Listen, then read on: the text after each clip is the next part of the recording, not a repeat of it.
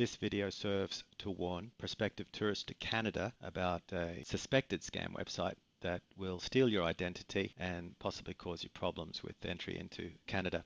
This is the website in question, eta-gov.ca. It looks official, Canadian maple leaf. Everything about it looks to be like a government site. If you look really carefully, it says that it is not a government site. Notwithstanding, even this image that you see here has been ripped off from an official Canadian government website, the recruitment website for Canadian government, and there's part of the image that's been taken for this scam site. So what happens is, if you wanted to apply for an electronic travel authorization to enter Canada, it costs $7 Canadian. It's easy to do, and you simply apply online through the official government website, which is cic.gc.ca. Here's all the information, and let's jump into the form. And this is where we would begin. Tell them where you are from. In this case, we'll pick Australia. Yes, by air. And here's a lot of information, personal information that the Canadian government is asking you for. Date of birth, city of birth, lots of very personal information that hackers would love to get hold of to steal your identity. Passport number, the date of issue and expiry for the passport, email address, residential address, and so on. So that's the official Canadian government website. This is the scam site. So if you click on Apply for Canada ETA, once again, they're asking all the same information that is asked from the Canadian website. You'll notice this all looks familiar. Country of birth, passport number, issue date, expiry date. Interestingly, they also ask for employment information.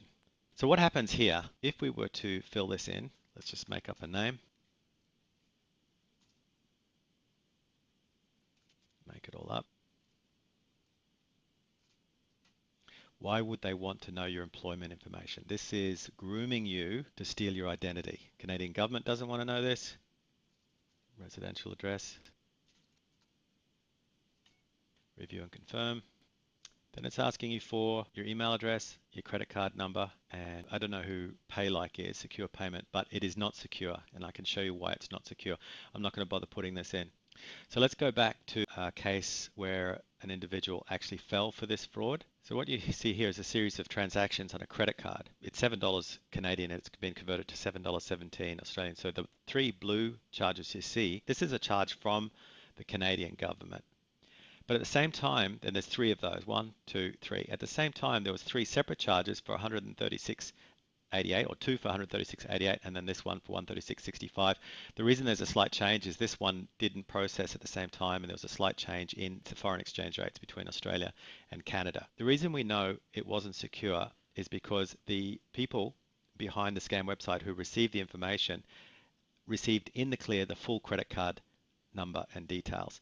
And the way that is established, or we know that to be the case, is they have one charge here for their so-called fees for running the visa, but then another charge. So what they've done is they've received a form by email or database when my client filled out these forms, and then they simply copied and pasted all the information that was submitted through the scam website and did a legitimate, well, it's not legitimate, but they actually went to the Canadian government website and did three separate ETA visa applications as established by these three charges.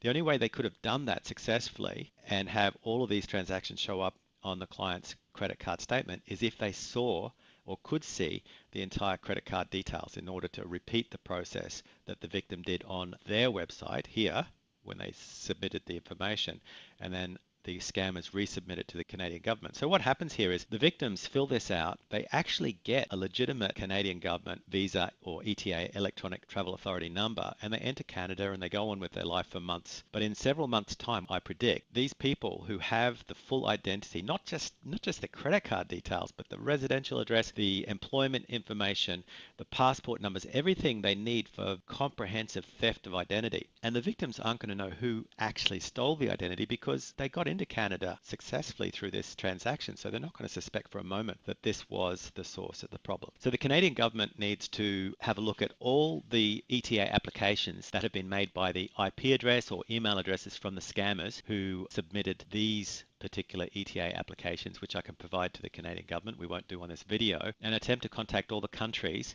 who have had citizens enter through the scammers' operation and warn them that their identity has been stolen. The website does have some disclaimers. For example, at the top of the page, it talks about cost. This is a disguise. This is going to give them some plausible deniability that they're offering a service, but they're not. Everything about this website is meant to defraud or deceive the people who visit into thinking it not only a legitimate visa application service. First impression is an actual government site, but even if they realize that it's a so-called service or an agency doing it on their behalf, the victims are going to assume that it's a secure submission of the credit card, which we've already established through the credit card statements that that's not the case. Also, Google, Yahoo, Bing, the search engines should de-index, in my view, this website so people can't find it when they're doing a search for keywords such as ETA Visa.